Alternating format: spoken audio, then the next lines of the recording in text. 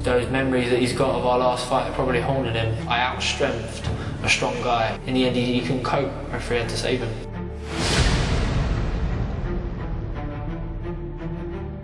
It's a good opponent.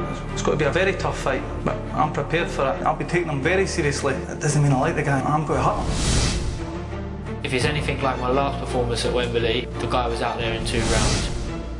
It's got to be a hostile environment in Wembley and all. I'll respond well to that. This time it's just up to me to go out and do exactly what I know I can do and do it properly. I'm no frills. I've got to go in there, I've got to smash him to pieces. I've got to break him up. You know what I mean? I want to hurt that guy. I can't see him being able to last out to the final bell. He's the vulnerable one. He's the one that we get knocked out.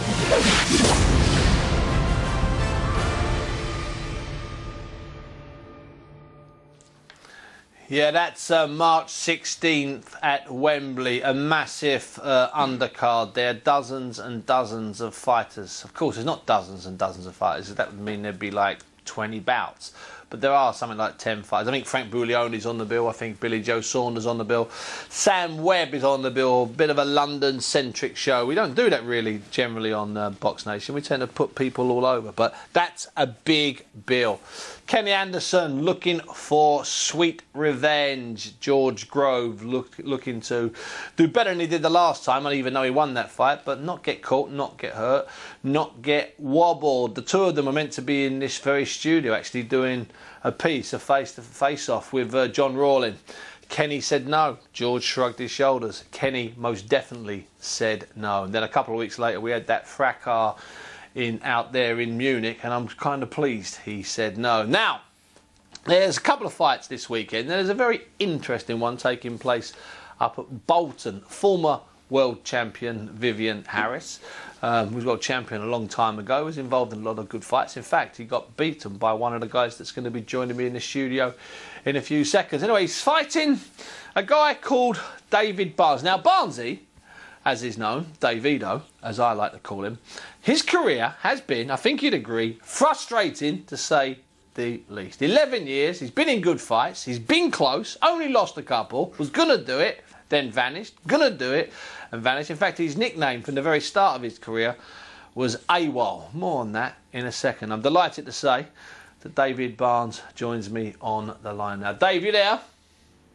I'm there, Stevie, I'm there. Dave, listen, it's been a long while. I think that was a fair assessment what I said there. Is this it? You're still only a baby in boxing terms, 31. You're certainly not coming off the back of loads of hard fights. Are we finally going to see the best of David Barnes? Without doubt, you're going to see the vintage David Barnes now. I'm back, my head's all straight. Back with a new training called Carlin, a new gym. I'm all happy in the gym, so I'm looking good in the gym now as well. So I'm enjoying boxing again, like I wasn't when I gave up. I wasn't enjoying it no more. Now I'm back enjoying it. And what weight, Dave? Obviously, all of the stuff you did was at light welter. I mean, there's a couple of welterweight hits in there. One of the defeats at welter. What weight are we going to see you competing at seriously? Welter, light welter, I'm boxing at again. Light welter, and you're comfy with that weight, Dave? Yeah. I'm very comfortable that weight. Very comfortable. Dave, what is it? I mean, is there a single factor over the years that keeps derailing your career, that keeps making you sort of vanish, or is it just a case of you just not getting your head right? It's the fact that I'm not getting my head right in the ring and personal problems. I'm not going to say what all the personal was about, but just things like that. And I fell out of love of boxing, so there's no point in staying in boxing when I don't love the game no more, because you can get hurt like that. So I took time out. So what's the plan here? Viv Harris is a decent enough scalp. I mean, you know, let's not mince our words. His best days are back then, but that's okay. That happens. He's still a decent name. What happens after him? What's the plan vis-a-vis light welter? Are you pushing for Fia Fane, or are you looking for something else? I'm pushing for anyone now. In the day, I've got the experience. I've been two-time British champion, so I'm not really bothered with who's going to be in front of me now. I know Vivian Harris will be a tough fight because he's very experienced and he's a big puncher. But I know he's good days behind him. But you can't really, the first 3 rounds will probably be his best rounds probably. So anyone wants to fight me, I'll fight. So that's why I was asking about what weight you're going to compete at, because there's an awful lot of welters. I've got two sitting opposite me at the moment, but there's an awful lot of welters out there, an awful lot of guys holding an awful lot of titles with profile and guys coming up. It's a massive division at the moment. I'm just wondering if if you've perhaps thought that you might gain a few pounds and fancy a bit of that. I box at welterweight. All right. Well, it depends what fight comes up first. To me, it doesn't make a difference because I've boxed at both weights before anyway. That's what I thought. Yeah. I was British champion like at welterweight. I won the belt outright. Then stepped down and won the British belt like that. Yeah. I'm the first person in Britain to do that, I think. Yeah. So it doesn't make a difference what weight it is. All right, just that there's some good welters.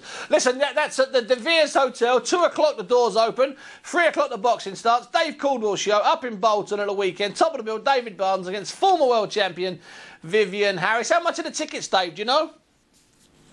30 and 60 ringside. 30 and 50 rings. So listen, Dave, good luck on Sunday. Let's hope this time you're back and you're back for good.